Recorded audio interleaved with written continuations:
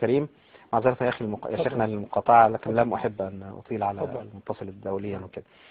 كنت أسألك عن ذكرياتك في رمضان معي ومع العالم الآخر ومع مشاهدينا. نعم. أنا هقول لك حاجة يا باشمهندس إسلام، أنا ما ذكرتها حتى لزوجتي سبحان الله ولا لأولادي. لما اتفقنا رأيت رؤيا في هذا الباب، أنا مش هذكر رؤيا عنه، ولكن أسأل الله أن يكون الأمر خالصا لوجهه جل وعلا. وإحنا أمرنا أن إحنا نحدث الأخيار، وطبعا أنت من الأخيار ولا أزكيك على الله، وطبعا والمشاهدين يعني الحمد لله ما هماش قدام يعني قنوات يعني والعياذ بالله سيئة، ده قدام قناة يعني لله الحمد أمام منبر الحين يعني. وكأني أتذكر حديث النبي صلى الله عليه وسلم: ومن كذب عليه متعمدا فليتبوأ مقعده من النار، والحديث متواتر على فكرة. أقول يعني كانت بعد الاتفاق هذا كانت الرؤيا رقم 47 للنبي صلى الله عليه وسلم.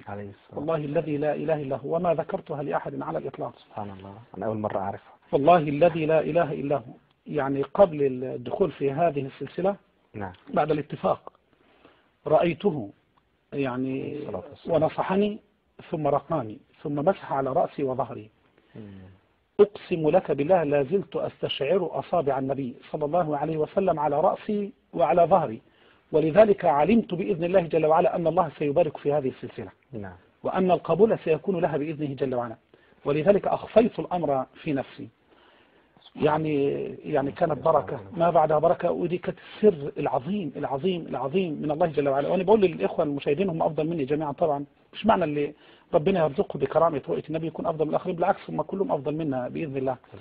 ولكن يعني لله الحمد الإنسان يعني إذا أخلص لله الوجهة، وبعدين أنت تشهد بنفسك يا شون سام إن أنا كنت باجي من المنصورة يوميا يعني 3 ساعات رايح 3 ساعات رجوع وأكثر، لأن الزحمة رمضان كبير، وأكثر من ذلك يعني العمل كان خالص لوجه الله. أسأل الله ما تقاضينا فيه فلسا ولا مليما واحدا. أسأل الله أن يأجرنا، لا أسأل الله أن يجعل عملي دائما خالصا لوجهه. ربنا يبارك فيك. ده أنا بذكيك قبل ما أذكي نفسي بهذا الأمر بإذن الله، أسأل الله أن يتقبل. ولذلك يا باشمهندس حسام أنا بقول للإخوة أقسم بالله يعني ذات ليلة من هذا الأمر يعني نحن بنتكلم عن عالم الملائكة وحاجات، وكانت البعض يطرح شبهات. قلت يعني يا رب أرني يعني نبي الله إبراهيم يعني في خضم السلسلة. أقسم بالله رأيت إبراهيم الخليل بلحيته وهيئته وقميصه وحدثني وحدثته. جئت تطاولت وقلت اللهم أرني موسى صلى الله عليه وسلم، والله رأيت موسى وكلمني وكلمته.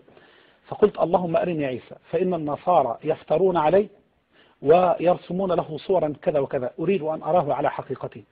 أشهد الله رأيته على حقيقته، وكنا تحت شجرة وكلمني وكلمته، ولله الحمد والمنة. يعني أقول عشت يعني أياما طيبة. حتى نزول مما أسمع، أنا أول مرة أسمع من فضيلتك والله الذي لا أخفيت هذه الأمور، لكني يعني قلتها من باب البشارة لإخواني إن هم أفضل منا. من عاجل بشرى المؤمن يا شيخ. أي والله بإذن الله جل وعلا. ربنا يتقبل منا ومنكم.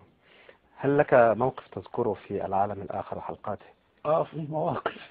طيب ناخذهم من أول عالم الملائكة. تفضل. هو